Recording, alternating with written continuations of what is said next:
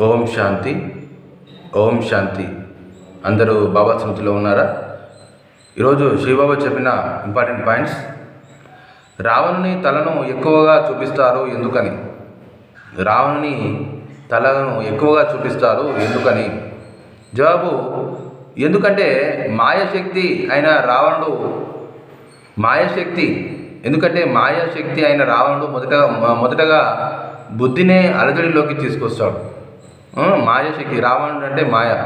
మరి అతను ఏం చేస్తాడంటే మొట్టమొదటిగా బుద్ధిని అలజడిలోకి తీసుకొస్తారు. ఏ మాయ వచ్చిన సమయంలో క్షణంలో దానికి ఏమిటి, ఎందుకు, ఇలా, అలా లాంటి ఎన్ని ప్రశ్నలు బుర్రలోకి వస్తాయి.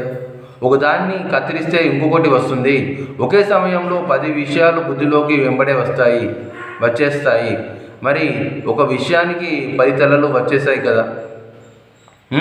మాయ అనేది ఫస్ట్ ఏం చేస్తుందంటే మన బుద్ధిని అలజడిలోకి తీసుకువస్తుంది, మన బుద్ధిని టెన్షన్ పెడుతుంది, బుద్ధిని అలజడిలోకి తీసుకువస్తుంది అని బాబా చెప్తున్నారు. మరి ఎప్పుడైనా మాయ వచ్చినప్పుడు ఏం చెప్తాం, మనలో అనేక సంకల్పాలు వస్తుంటాయని చెప్తున్నారు. ఎందుకు వస్తుంది, ఏమిటి, ఎలా అనే ప్రశ్నలు వస్తుంటాయి. యాక్చువల్గా అయితే బాబా చెప్పారు, ఎప్పుడు కూడా ఎందుకు, ఏమిటి, ఎలా అనే ప్రశ్నలు ఎప్పుడు రాకూడదు. దాన్ని సంశయం అంటారు. సంశయ బుద్ధి వినశ్యంతి, నిశ్చయ బుద్ధి విజయంతి అంటారు. ఎప్పుడు కూడా సంశయం అనేది రాకూడదు. మరి రావణునికి అలా 10 తలలు చూపిస్తారు. అందుకే మనకు సంకల్పాలు అవి వస్తాయి కాబట్టి 10 విషయాలు వెంబడే వచ్చేస్తాయి కాబట్టి 10 తలలు వచ్చేసాయి కదా అని అంటున్నారు.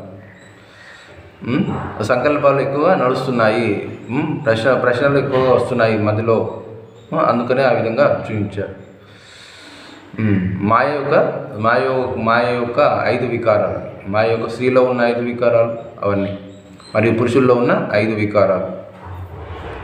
నెక్స్ట్ పాయింట్, సేవ యొక్క సదాకాల సఫలతకు ఆధారం ఏమిటి? సేవ యొక్క సదాకాల సఫలతకు ఆధారం ఏమిటి? సేవ యొక్క సదాకాలిక సఫలతకు ఆధారము ఉదారత. ఎప్పుడు కూడా మనము సేవ చేస్తుంటాం. సేవ యొక్క సఫలతకు ఆధారం ఏమిటంటే ఉదారత అన్నట్టు. ఉదారచిత్త అయి ఉండాలి, అంటే పెద్ద మనసు చేసుకుని ఉండాలి. మరియు చాలాసార్లు కూడా బాబా చెప్పారు, సేవ యొక్క సఫలత ఉండాలి అంటే మనం ఎప్పుడూ కూడా వినమ్రత మరియు ఒక క్రమశిక్షణ అనేది ఉండాలి. మరియు అదేవిధంగా బాబా పైన ఒకే సంకల్పం ఉండాలి. నాకు శివబాబా తప్ప ఎవరూ లేరు అనే భావంతో ఉండాలి. అలా మనం నడుస్తుంటే కూడా మనకు సేవలో అనేది సఫలత అనేది వస్తుంటుంది. నెక్స్ట్ పాయింట్, యోగ సిద్ధిని కర్మసిద్ధిని పొందాలంటే ఏమి కావాలి? యోగ సిద్ధిని కర్మసిద్ధిని పొందాలి అంటే ఏమి కావాలి? యోగ సిద్ధిని కర్మసిద్ధిని పొందడం ఇది అంతిమ స్థితి. ఇవన్నీ సిద్ధి పొందాలి అంటే దీని కొరకు కంట్రోలింగ్ పవర్ కావాలి. యోగ సిద్ధిని మరియు కర్మసిద్ధిని పొందడం అవన్నీ అంతిమంలో వస్తాయి. ఇవన్నీ అంతిమ స్థితి అన్నట్టు. ఇవన్నీ మనము సిద్ధి పొందాలి అంటే దీన్ని కంట్రోలింగ్ పవర్ అనేది రావాలి అని బాబా చెప్తున్నారు. మన ఆలోచనలు మన కంట్రోల్లో ఉండాలి. ఓం శాంతి. మధురమైన ఆత్మిక తండ్రికి ఆత్మిక పిల్లల యొక్క ప్రియ స్మృతులు మరియు నమస్తే. ఈరోజు సమానం వచ్చేసి నేను ఉదారచిత్ ఆత్మను. ఈ సమానాన్ని అందరూ 20 సార్లు రాయాలి.